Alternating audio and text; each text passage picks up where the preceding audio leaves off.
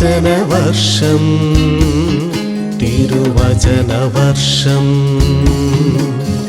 വചനവർഷം തിരുവചനവർഷം നിന്നിൽ വസിച്ചിടാൻ തിരുവചനവർഷം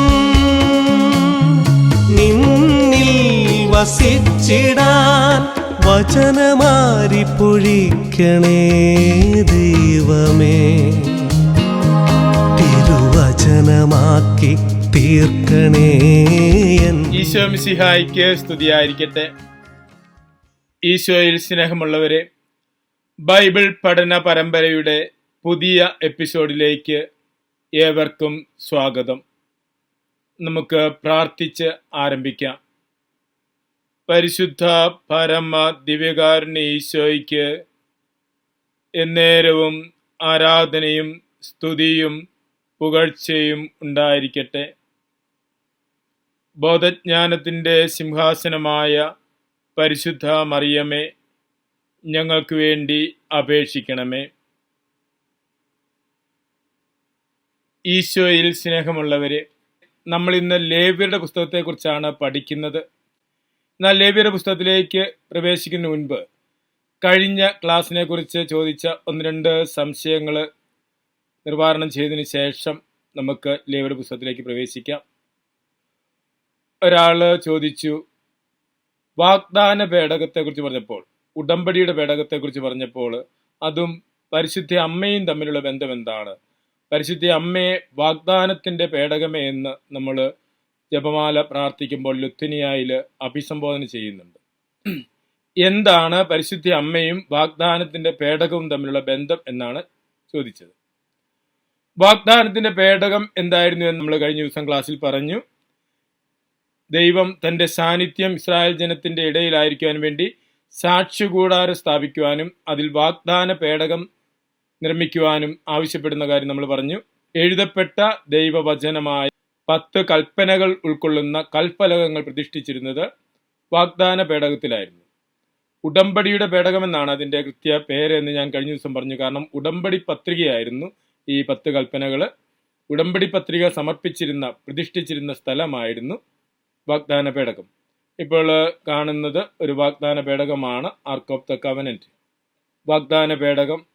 ഈ വാഗ്ദാന പേടകം വഹിച്ചുകൊണ്ടായിരുന്നു ഇസ്രായേൽ ജനം സീനായി മലയിൽ നിന്നും വാഗ്ദത്ത നാട്ടിലേക്ക് യാത്ര ചെയ്തപ്പോൾ പുരോഹിതന്മാർ വാഗ്ദാന പേടകം വഹിച്ച് മുൻപേ പോകുമായിരുന്നു.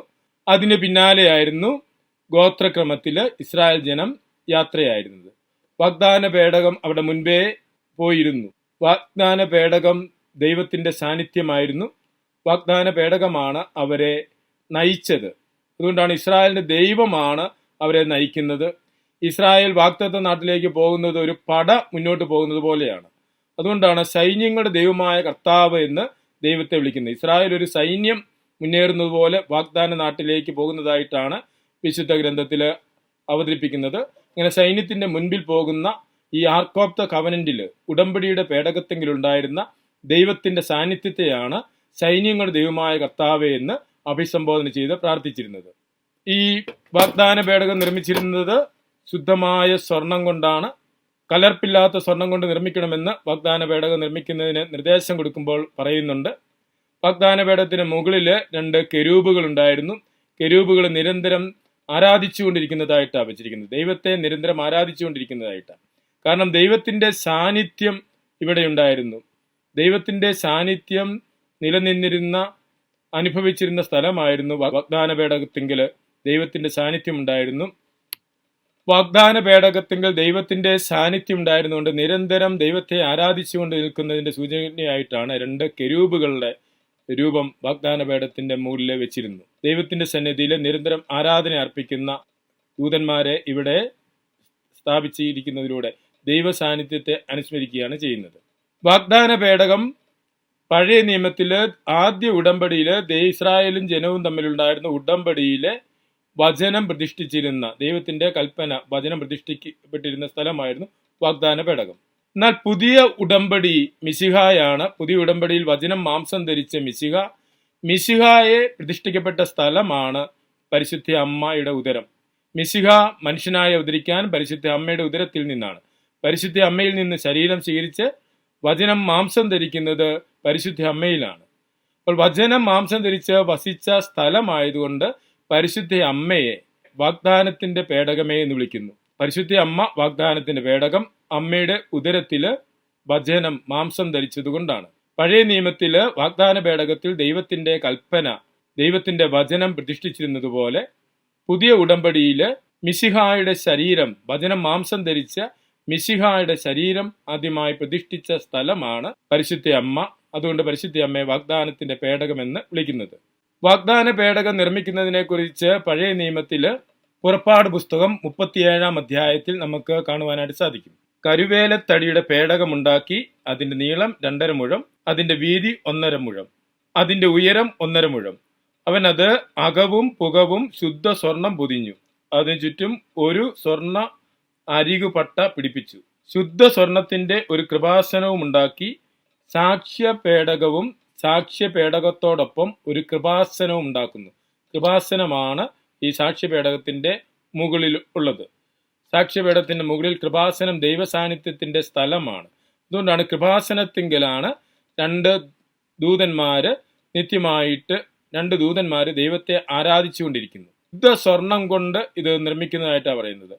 അകവും പുറവും ശുദ്ധ സ്വർണം കൊണ്ട്, കലർപ്പില്ലാത്ത സ്വർണം കൊണ്ടാണ് ഈ കൃപാസനം നിർമ്മിക്കുന്നത്. പഴയ നിയമത്തില് ഉടമ്പടിയുടെ പത്രിക വെക്കേണ്ട ഈ വാഗ്ദാന പേടകം അല്ലെങ്കിൽ ഉടമ്പടിയുടെ പേടകം കലർപ്പില്ലാത്ത ശുദ്ധ സ്വർണം കൊണ്ട് നിർമ്മിക്കുന്നതായിട്ടാണ് പറയുന്നത്. അതുപോലെ തന്നെ പുതിയ ഉടമ്പടിയിലെ ദൈവത്തിന്റെ വചനം മാംസം ധരിച്ച മിശിഹ രൂപം കൊള്ളേണ്ട, ജന്മമെടുക്കേണ്ട പരിശുദ്ധ അമ്മയെ കലർപ്പില്ലാത്തവളായി, ഉത്ഭവപാവം ഇല്ലാത്തവളായി, അമലോത്ഭവയായി ദൈവം സൃഷ്ടിച്ചു. അതാണ് നമ്മൾ ഈ അടുത്ത ദിവസം ആഘോഷിക്കാൻ പോകുന്ന അമലോത്ഭവ തിരുനാള്. ഉത്ഭവപാവരഹിതയായി പരിശുദ്ധ അമ്മയില് ദൈവം സൃഷ്ടിച്ചു എന്ന കാര്യമാണ് അവിടെ നമ്മൾ അനുസ്മരിക്കുന്നത്. അതുപോലെ വേറൊരാൾ ചോദിച്ച ഒരു സംശയമാണ്, എന്താണ് ഈ മെനോറ? മെനോറ എന്ന് പറഞ്ഞാൽ എന്താണ്? ഇപ്പോൾ ഇസ്രായേലിന്റെ ഔദ്യോഗികമായിട്ട് എംബളം മെനോറയാണ്. ഇന്ത്യയുടെ ഔദ്യോഗികമായിട്ടുള്ള എംബളം അശോക സ്തംഭമാണല്ലോ. പക്ഷെ ഇസ്രായേലിന്റെ ഔദ്യോഗികമായിട്ടുള്ള എംബളം മെനോറയാണ്. എന്താണ് ഈ മെനോറ എന്ന് ചോദിക്കുന്നു. മെനോറയെ കുറിച്ച് ബൈബിളിൽ എന്തെങ്കിലും പറയുന്നുണ്ടോ? മെനോറ, ഇപ്പോൾ എൻ്റെ കയ്യിലിരിക്കുന്നത് ഒരു മെനോറയാണ്. മെനോറ എന്ന വാക്ക് ഹീബ്രു വാക്കാണ്. മെനോറ എന്ന വാക്കിന്റെ അർത്ഥം തിരിക്കാലെന്നേ ഉള്ളൂ. ക്യാൻഡിൽ സ്റ്റാൻഡ്, തിരിക്കാല് എന്ന് മാത്രമാണ്. മെനോറ എന്ന വാക്കിന്റെ അർത്ഥം തിരിക്കാല് എന്നാണ്.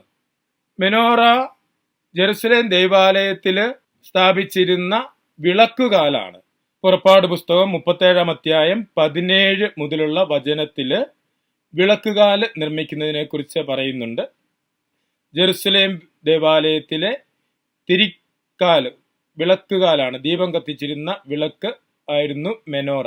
മെനോറ എന്ന വാക്കിന്റെ അർത്ഥം തിരിക്കാല് എന്നാണ്. ക്യാൻഡിൽ സ്റ്റാൻഡ് എന്നേ ഉള്ളൂ. മെനോറ ജെറുസലേം ദേവാലയത്തിലെ തിരിക്കാലായിരുന്നു മെനോറ. ഈ മെനോറ ആണ് പിന്നീട് ഇസ്രായേലിന്റെ ഔദ്യോഗിക എംബ്ലമായിട്ട് സ്വീകരിച്ചിരിക്കുന്ന മെനോറ ആണ്. മെനോറ ആറ് തിരികൾ രണ്ടു വശത്തായിട്ടും നടുവിലൊരു തിരിയും, അങ്ങനെ 7 തിരികൾ ഉൾക്കൊള്ളുന്ന ഒരു തിരിക്കാലാണ് മെനോറ. 6 ദിവസത്തെ സൃഷ്ടിയും 7-ാം ദിവസം വിശ്രമം, അങ്ങനെ സൃഷ്ടിയെ പ്രതിദാനം ചെയ്തുകൊണ്ട് ദൈവിക പ്രവർത്തനത്തെ മുഴുവൻ അവതരിപ്പിക്കുന്നതാണ്. അതുകൊണ്ട് സൃഷ്ടിയെ പ്രതിദാനം ചെയ്തുകൊണ്ടുള്ളതാണ് 7 നാളങ്ങളുള്ള ഈ തിരിക്കാല്. അതേസമയം ഇതേ രീതിയിൽ 9 നാളങ്ങളുള്ള തിരിക്കാലുകൾ ചിലപ്പോൾ നിങ്ങൾ ശ്രദ്ധിക്കും. അത് ഹനൂക്കയാണ്. ഹനൂക്ക മക്കബയുടെ കാലഘട്ടത്തില് ദൈവാലയം പുനഃപ്രതിഷ്ഠ നടത്തിയപ്പോൾ പ്രതിഷ്ഠിച്ച വിളക്കാണ് ഹനൂക്ക. അത് 9 നാളങ്ങളുള്ളതാണ്. അപ്പോൾ മെനോറ എന്ന് പറഞ്ഞാൽ തിരിക്കാല് എന്നേ അർത്ഥമുള്ളൂ. ജെറുസലേം ദേവാലയത്തില് പ്രതിഷ്ഠിച്ചിരുന്ന തിരിക്കാലാണ്. നമുക്കിനി ലേവ്യരുടെ പുസ്തകത്തിലേക്കുള്ള പഠനം ആരംഭിക്കാം. പഞ്ചഗ്രന്ഥത്തിലെ 3-ാമത്തെ പുസ്തകമായ ലേവ്യരുടെ പുസ്തകത്തെക്കുറിച്ചാണ് നമ്മൾ ഇന്ന് പഠനം നടത്തുന്നത്. പുറപ്പാട് പുസ്തകത്തിന്റെ അവസാനം നാം കണ്ടു, ദൈവമായ കർത്താവ് ഇസ്രായേൽ ജനത്തിന്റെ കൂടെ ആയിരിക്കുവാൻ ആഗ്രഹിക്കുന്നതും ഇസ്രായേൽ ജനത്തിന്റെ പക്കൽ തന്റെ സാന്നിധ്യം നൽകുന്നതിനു വേണ്ടി സാക്ഷ്യ കൂടാരവും സാക്ഷ്യ പേടകവും നിർമ്മിക്കാൻ ആവശ്യപ്പെടുന്നതും, സാക്ഷ്യ പേടകത്തിങ്കൽ കർത്താവിന്റെ കൽപ്പനയുടെ ഫലകവും അഹ്റോന്റെ തളിർത്ത വടിയും മന്നയുടെ അവശേഷിപ്പും വയ്ക്കുകയും വാഗ്ദാന പേടകവും സാക്ഷ്യകൂടാരവും ഒക്കെ നിർമ്മിച്ചു കഴിഞ്ഞപ്പോൾ ദൈവത്തിന്റെ സാന്നിധ്യം വന്ന് അവിടെ വസിക്കുന്ന കാര്യം പറഞ്ഞുകൊണ്ടാണ് പുറപ്പാട് പുസ്തകം അവസാനിക്കുന്നത്. പുറപ്പാട് പുസ്തകം 40-ാം അധ്യായം 34-ാം വചനം ഇപ്രകാരം പറയുന്നു: അപ്പോൾ മേഘം സമാഗമ കൂടാരത്തെ ആവരണം ചെയ്തു, കർത്താവിന്റെ മഹത്വം ആലയം നിറച്ചു. അങ്ങനെ കർത്താവിന്റെ മഹത്വം വന്ന് കർത്താവിന്റെ മഹത്വം സാക്ഷ്യകൂടാരത്തിൽ നിറയുന്ന കാര്യം പങ്കുവെച്ചുകൊണ്ടാണ് പുറപ്പാട് പുസ്തകം അവസാനിക്കുന്നത്. കർത്താവ് കൂടെ വസിക്കുന്നതുകൊണ്ട് കർത്താവിന്റെ പക്കൽ വിശുദ്ധിയോടുകൂടി ആയിരിക്കണം, കർത്താവിന്റെ പക്കൽ ശുശ്രൂഷ ചെയ്യണം, കർത്താവിന്റെ ഹിതം അനുസരിച്ച് പ്രവർത്തിക്കണം. അതുകൊണ്ട് എപ്രകാരമാണ് കർത്താവിന്റെ പക്കൽ ശുശ്രൂഷ ചെയ്യേണ്ടത്, കർത്താവിന്റെ ഹിതം അനുസരിച്ച് പ്രവർത്തിക്കേണ്ടത് എന്നുള്ള കാര്യങ്ങൾ വിവരിക്കുന്ന പുസ്തകമാണ് ലേവ്യരുടെ പുസ്തകം. നമ്മൾ പഞ്ചഗ്രന്ഥത്തെക്കുറിച്ചുള്ള ആമുഖ ക്ലാസ്സിൽ പറഞ്ഞതുപോലെ ഈ പുസ്തകത്തിന്റെ ഗ്രീക്ക് പേര് ലെവിറ്റിക്കോൺ എന്നാണ്. അതിൽ നിന്നുമാണ് ഇംഗ്ലീഷിൽ ലെവിറ്റിക്കസ് എന്നും മലയാളത്തിൽ ലേവ്യരുടെ പുസ്തകം എന്നും അറിയപ്പെടുന്നത്.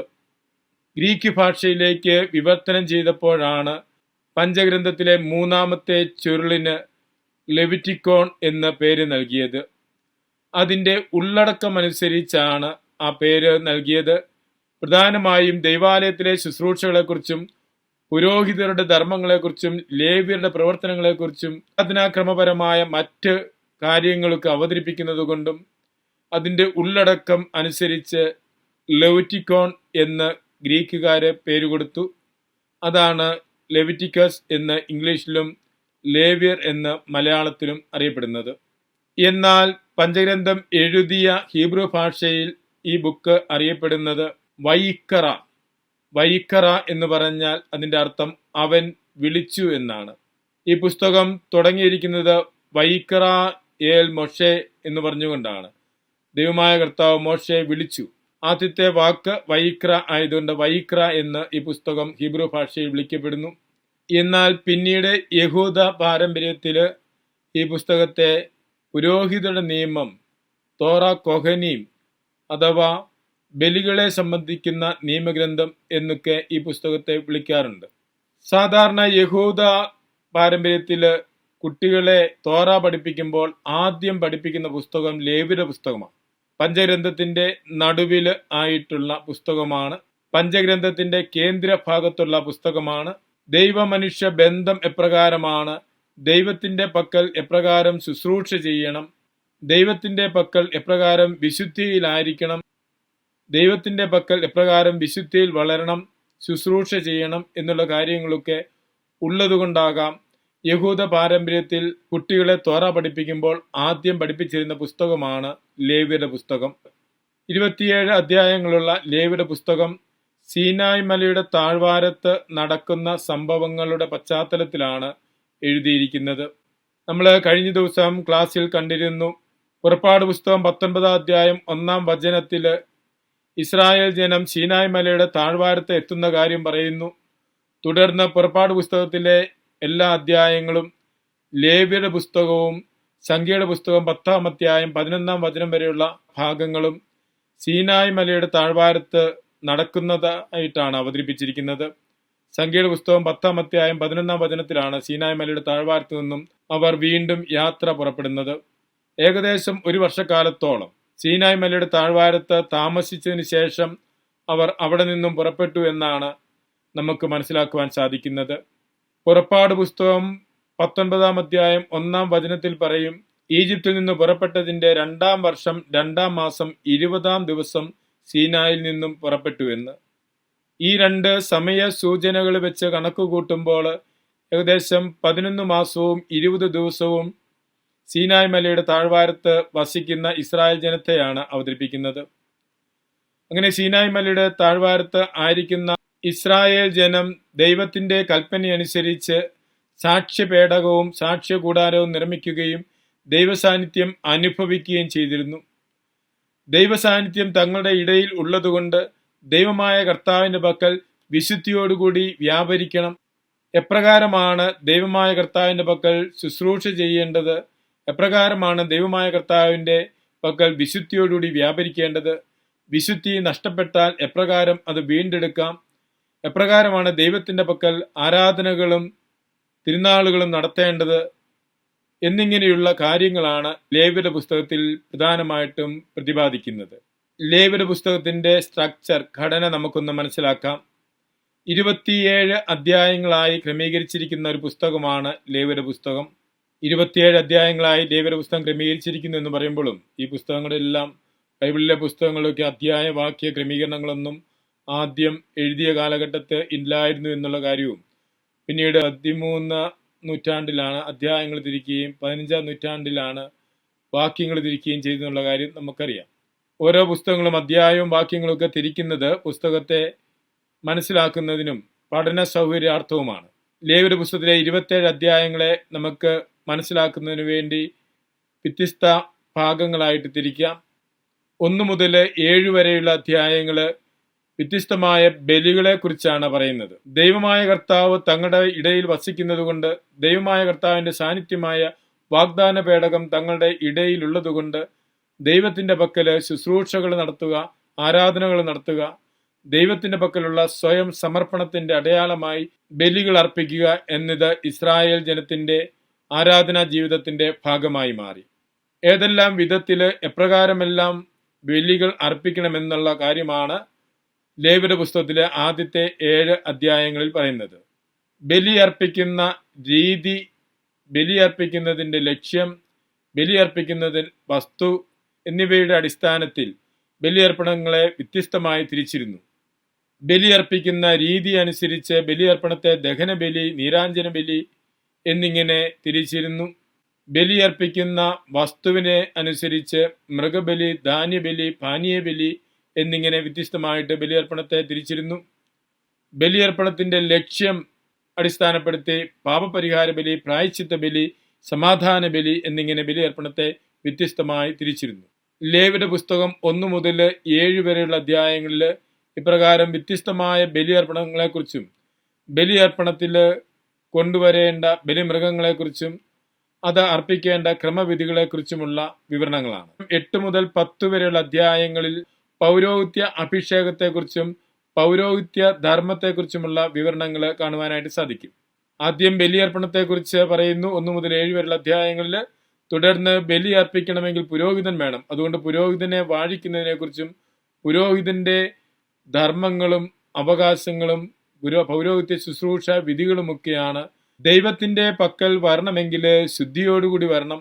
അപ്പോൾ എപ്രകാരമാണ് ശുദ്ധത പാലിക്കേണ്ടത്, ശുദ്ധതയ്ക്കെതിരായി വരുന്ന വീഴ്ചകൾ എന്തൊക്കെയാണ് എന്നെല്ലാം പങ്കുവെച്ചുകൊണ്ട് 11 മുതൽ 15 വരെ അധ്യായങ്ങളിൽ ശുദ്ധതയുടെ നിയമങ്ങൾ കാണുവാനായി സാധിക്കും.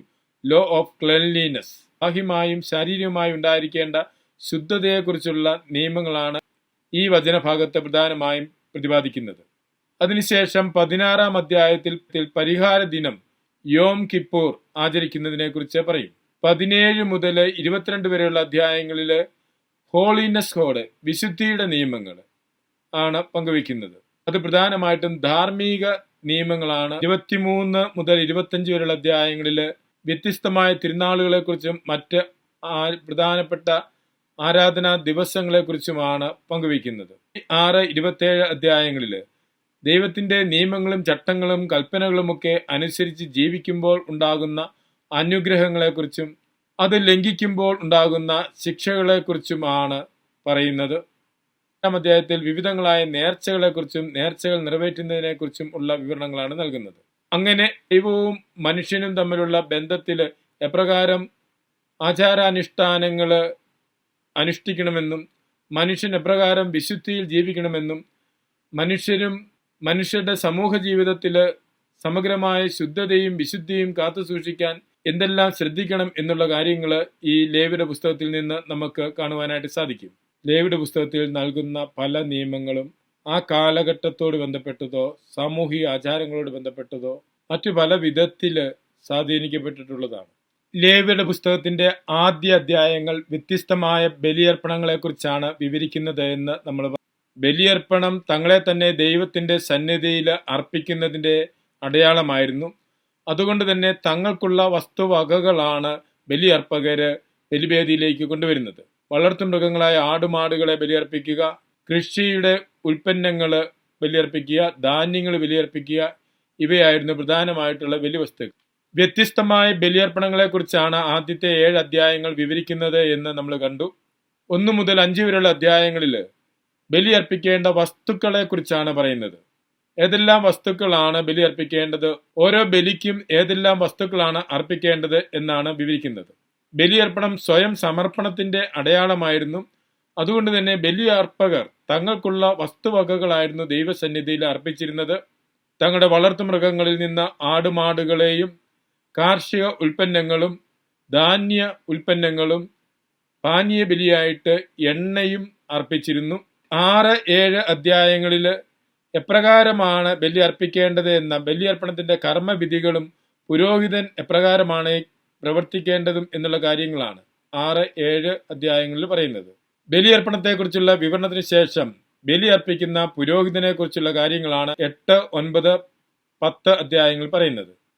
പൗരോഹിത്യ അഭിഷേകത്തെക്കുറിച്ച് 8 അധ്യായത്തിൽ പറയുന്നു.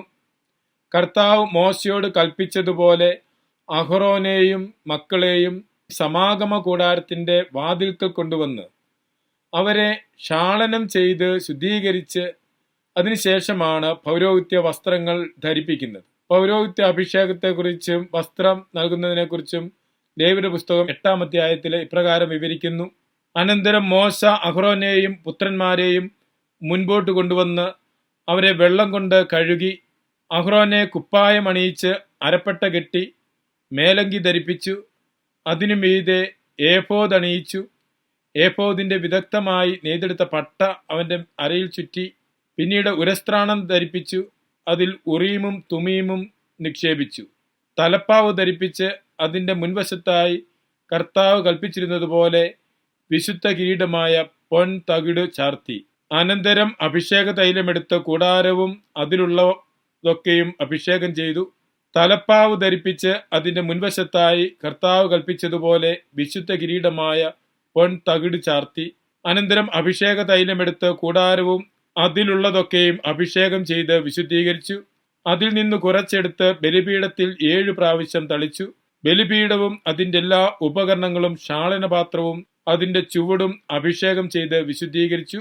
പിന്നീട് ശിരസിൽ തൈലാഭിഷേകം ചെയ്ത് അഹ്റോനെ വിശുദ്ധീകരിച്ചു. ഇപ്രകാരം കർത്താവ് കൽപ്പിച്ചതുപോലെ അഭിഷേക കർമ്മം നടത്തി പൗരോഹിത്യം സ്ഥാപിക്കുന്ന കാര്യമാണ് 8-ാം അധ്യായത്തിൽ പറയുന്നത്. തുടർന്ന് പൗരോഹിത്യ ശുശ്രൂഷകളും പൗരോഹിത്യ ധർമ്മങ്ങൾ എന്തൊക്കെയാണെന്നും ലേവ്യരുടെ പുസ്തകത്തിൽ പറയുന്നുണ്ട്. പൗരോഹിത്യ ധർമ്മങ്ങളും കടമകളും എന്തൊക്കെയാണ് എന്ന് ലേവ്യരുടെ പുസ്തകം വ്യക്തമായി പഠിപ്പിക്കുന്നുണ്ട്. ഒന്നാമതായി തന്നെ പൗരോഹിത്യം സ്ഥാപിക്കുന്നത് തന്നെ ബലി അർപ്പിക്കുവാൻ വേണ്ടിയിട്ടാണ്. അതുകൊണ്ട് പൗരോഹിത്യ ശുശ്രൂഷ ജനത്തിനു വേണ്ടി ബലി അർപ്പിക്കുക എന്നതാണ്. ലേവ്യരുടെ പുസ്തകം 10-ാം അധ്യായം 8, 9, 10 വചനങ്ങളിൽ പ്രധാനമായും 3 കാര്യങ്ങൾ ലേവ്യരുടെ കടമയായിട്ട് പറയുന്നു. ബലിപീഠത്തിലേക്ക് പോകുമ്പോൾ ലഹരി വസ്തുക്കൾ ഉപയോഗിക്കരുത്. ശുദ്ധവും അശുദ്ധവും തമ്മിൽ വേർതിരിച്ച് നൽകണം. മോശ വഴി കർത്താവ് കൽപ്പിച്ചിട്ടുള്ള നിയമങ്ങളും ചട്ടങ്ങളും ജനത്തെ പഠിപ്പിക്കുക. പൗരോഹിത്യ ശുശ്രൂഷ ഏൽപ്പിക്കുന്നവർക്കുള്ള ദൗത്യം ലേവ്യരുടെ പുസ്തകത്തിൽ പറയുന്നതിനെ നമുക്ക് ഇപ്രകാരം മനസ്സിലാക്കാം. ധാർമ്മിക ജീവിതം നയിക്കുക, നന്മയും തിന്മയും വേർതിരിച്ച് നൽകുക, മോശ നൽകിയ കൽപ്പനകളും ചട്ടങ്ങളും പഠിപ്പിക്കുക. ഇതുകൂടാതെ മറ്റ് പൗരോഹിത്യ ധർമ്മങ്ങളും നമുക്ക് കാണുവാനായിട്ട് സാധിക്കും. ലേവ്യരുടെ പുസ്തകം 10-ാം അധ്യായം 17-ാം വചനത്തിലും 16-ാം അധ്യായം 22 മുതലുള്ള വചനത്തിലും പുരോഹിതന് നൽകുന്ന ഉത്തരവാദിത്തമായിട്ട് കാണുന്നു. ജനത്തിന്റെ പാപം വഹിക്കുന്നവനായിരിക്കണം. ജനത്തിന്റെ പാപത്തിനു വേണ്ടി പരിഹാര ബലി അർപ്പിക്കുന്നവനായിരിക്കണം. വീണ്ടും സംഖ്യയുടെ പുസ്തകം 6-ാം അധ്യായം 22 മുതലുള്ള വചനങ്ങളിൽ നമ്മൾ കാണുന്നു. ദൈവമായ കർത്താവ് മോശയിലൂടെ അഹ്റോന് കൊടുക്കുന്ന നിർദ്ദേശമാണ് ജനത്തെ കർത്താവിന്റെ നാമത്തിൽ ആശീർവദിക്കുക. പൗരോഹിത്യ ധർമ്മമായിട്ട് വിശുദ്ധ വചനം നൽകുന്ന മറ്റൊരു കടമയാണ് ജനത്തെ കർത്താവിന്റെ നാമത്തിൽ ആശീർവദിക്കുക. ലേവ്യരുടെ പുസ്തകത്തിന്റെ മറ്റൊരു പ്രധാന ദൈവശാസ്ത്ര പ്രമേയമാണ് വിശുദ്ധി ഉള്ളവരായിരിക്കുക എന്നുള്ള ആഹ്വാനം. ആവർത്തിച്ച് കാണുന്ന ഒരു ആഹ്വാനമാണ് നിങ്ങൾ പരിശുദ്ധരായിരിക്കുവിൻ, എന്തെന്നാൽ ഞാൻ നിങ്ങളുടെ ദൈവമായ കർത്താവ് പരിശുദ്ധനാകുന്നു. അതുകൊണ്ട് തന്നെ ലേവ്യരുടെ പുസ്തകത്തില് പ്രധാനമായ 2 ഭാഗങ്ങൾ ശുദ്ധതയുടെ നിയമങ്ങളാണ്. 11 മുതൽ 15 വരെയുള്ള അധ്യായങ്ങളിൽ കാര്യമെല്ലാം ശുദ്ധി കാത്തു സൂക്ഷിക്കണമെന്ന നിയമങ്ങളാണ് നൽകുന്നത്. 17 മുതൽ 22 വരെയുള്ള അധ്യായങ്ങളിൽ ആന്തരികവും ധാർമ്മികവുമായുള്ള വിശുദ്ധിയെക്കുറിച്ചാണ് പറയുന്നത്. ദൈവത്തോടും സഹോദരങ്ങളോടും സമൂഹത്തോടുമുള്ള കടമകൾ നിർവഹിച്ചുകൊണ്ട് വിശുദ്ധിയിൽ വളരുന്നതിന് ആവശ്യമായ കാര്യങ്ങളാണ് 17 മുതൽ 22 വരെയുള്ള അധ്യായങ്ങളിൽ വിവരിക്കുന്നത്. ശുദ്ധതയുടെയും വിശുദ്ധിയുടെയും നിയമങ്ങൾ വിവരിക്കുന്നതിന് നടുവിലായി 16-ാം അധ്യായത്തില് പരിഹാര ദിനത്തെക്കുറിച്ചുള്ള വിവരണമാണ്. പാപത്തിന് പരിഹാരം അർപ്പിക്കുവാൻ വേണ്ടി ഇസ്രായേൽ ജനം ഒന്നുചേർന്ന് ദൈവസന്നിധിയിൽ ഒന്നിച്ചു കൂടുന്ന ദിവസമായിരുന്നു പാപപരിഹാര ദിനം. പാപപരിഹാര ദിനത്തിൽ പുരോഹിതൻ തന്റെ തന്നെയും ജനത്തിന്റെയും പാപത്തിന് പരിഹാരമായി ബലിയർപ്പിച്ചിരുന്നു. ആദ്യം പുരോഹിതൻ തനിക്കു വേണ്ടി തന്റെ പാപത്തിന് പരിഹാരമായി ബലിയർപ്പിക്കുന്നു. തുടർന്ന് പൗരോഹിത്യ ഗണത്തിന്റെ പാപപരിഹാരത്തിനു വേണ്ടി ബലിയർപ്പിക്കുന്നു.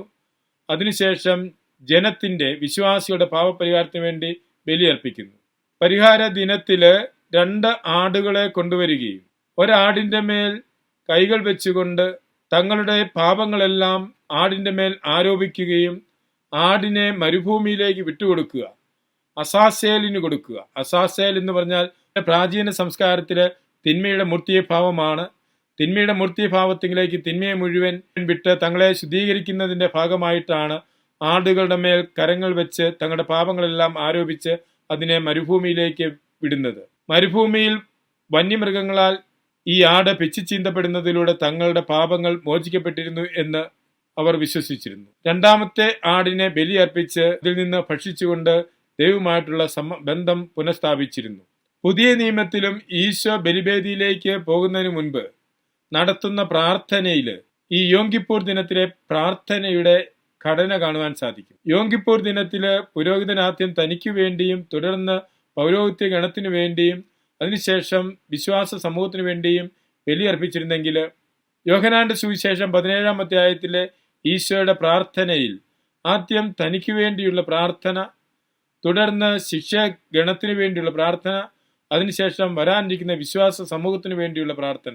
ഇപ്രകാരം തനിക്ക് വേണ്ടിയും ശിക്ഷ ഗണത്തിനു വേണ്ടിയും വിശ്വാസ ഗണത്തിനു വേണ്ടിയും നടത്തുന്ന ഈ പ്രാർത്ഥന പഴയ നിയമത്തില് പുരോഹിതൻ പരിഹാര ദിനത്തിൽ നടത്തിയിരുന്ന പ്രാർത്ഥനയ്ക്ക് സമാനമാണ്.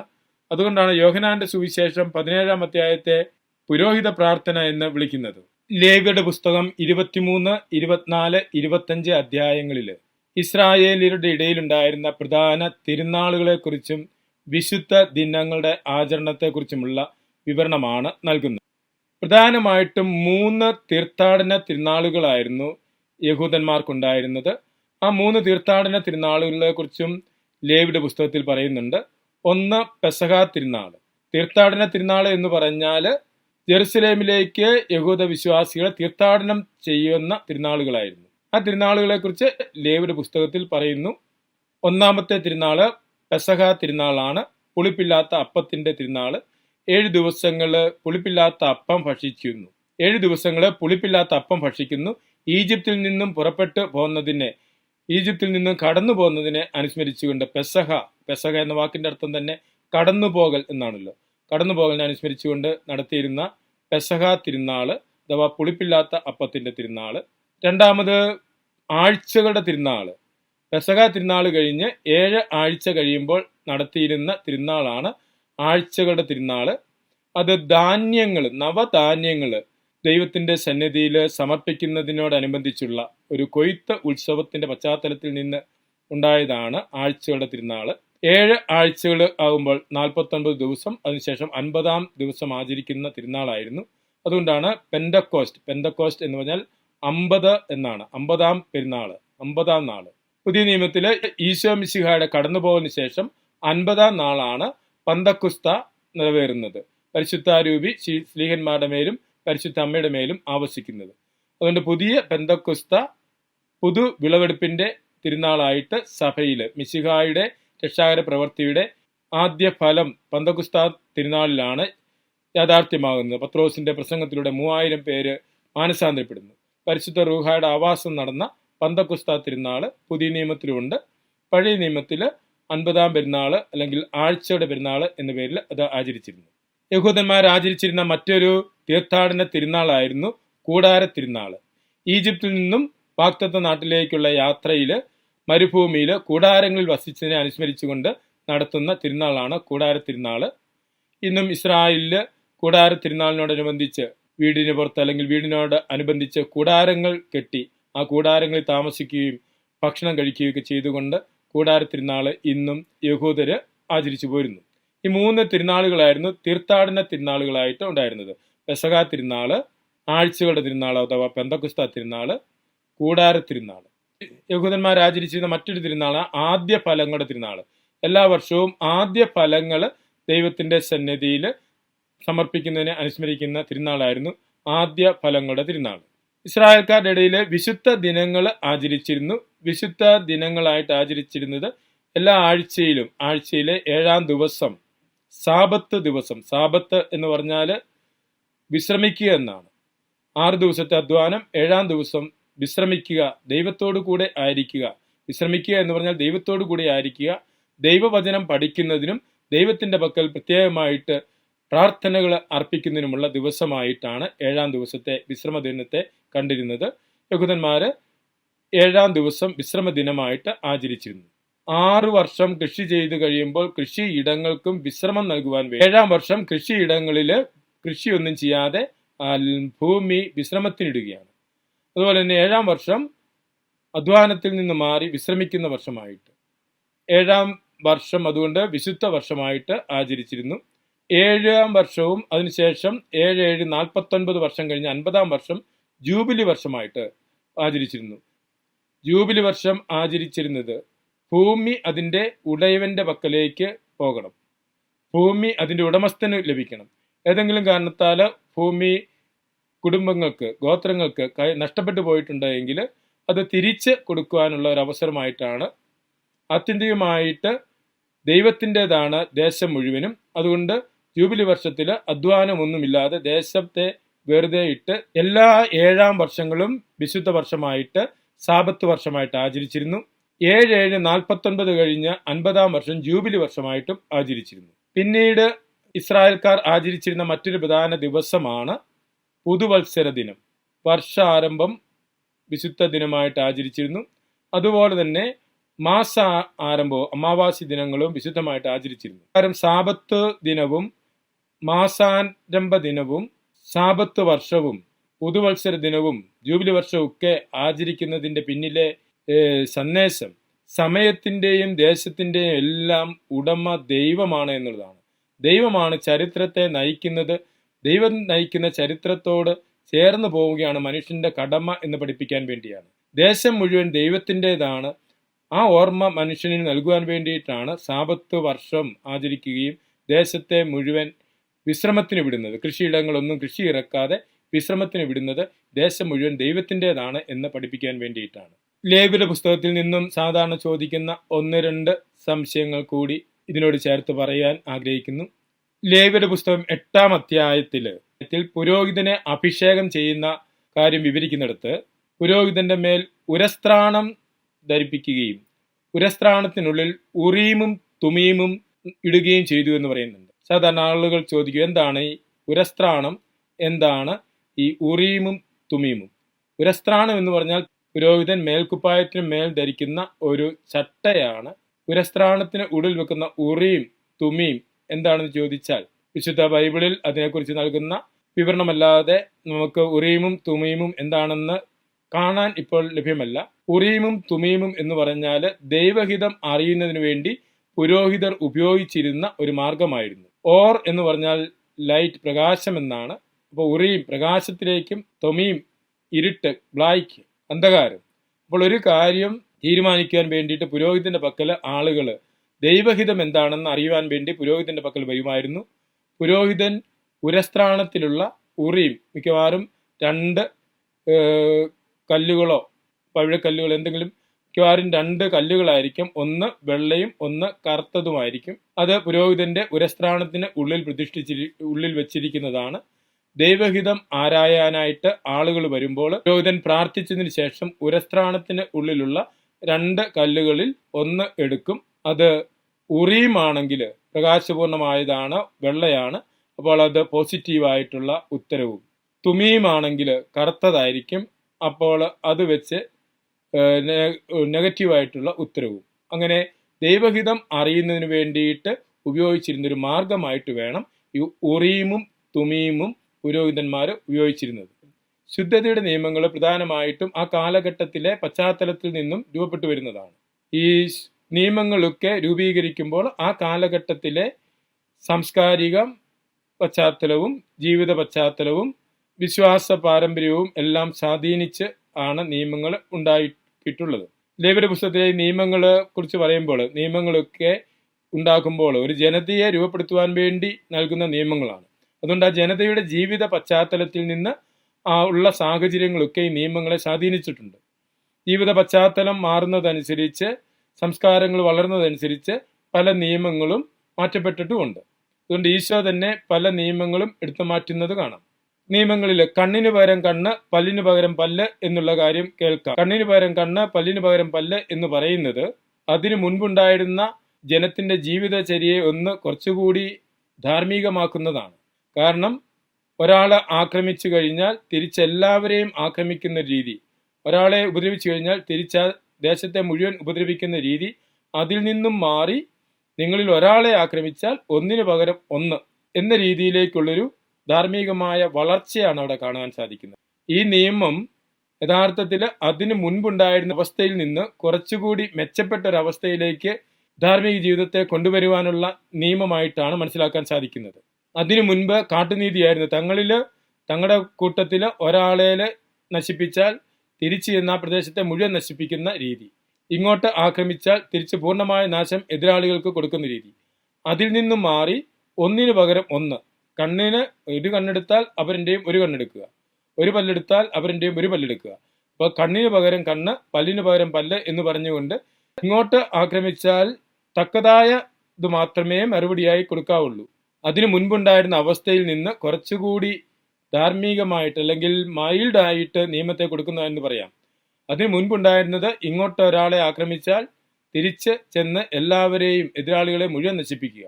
ആ മനോഭാവത്തിൽ നിന്ന് മാറി ഇങ്ങോട്ട് ആക്രമിച്ചാൽ അതിന് തുല്യമായിട്ടുള്ള രീതിയിൽ മാത്രം ശിക്ഷ പ്രതികാരം ചെയ്യുക എന്ന് പഠിപ്പിക്കുന്ന ഒരു ശൈലിയാണ് കണ്ണിന് പകരം കണ്ണ്, പല്ലിന് പകരം പല്ല്. തെറ്റ് ചെയ്തതിന് തക്കതായ ശിക്ഷ കൊടുക്കുക, പ്രതികാരം ചെയ്യുക എന്നതാണ് അതിലൂടെ ഉദ്ദേശിക്കുന്നത്. സ്നേഹമുള്ളവരെ, ഇന്ന് ലേവ്യരുടെ പുസ്തകത്തെക്കുറിച്ച് പൊതുവായ ഏതാനും കാര്യങ്ങളാണ് നമ്മൾ പങ്കുവെച്ചത്. അടുത്ത ക്ലാസ്സിൽ നമുക്ക് സംഖ്യയുടെ പുസ്തകത്തെക്കുറിച്ച് പഠിക്കാം. ഈശോ മിശിഹായ്ക്ക് സ്തുതിയായിരിക്കട്ടെ.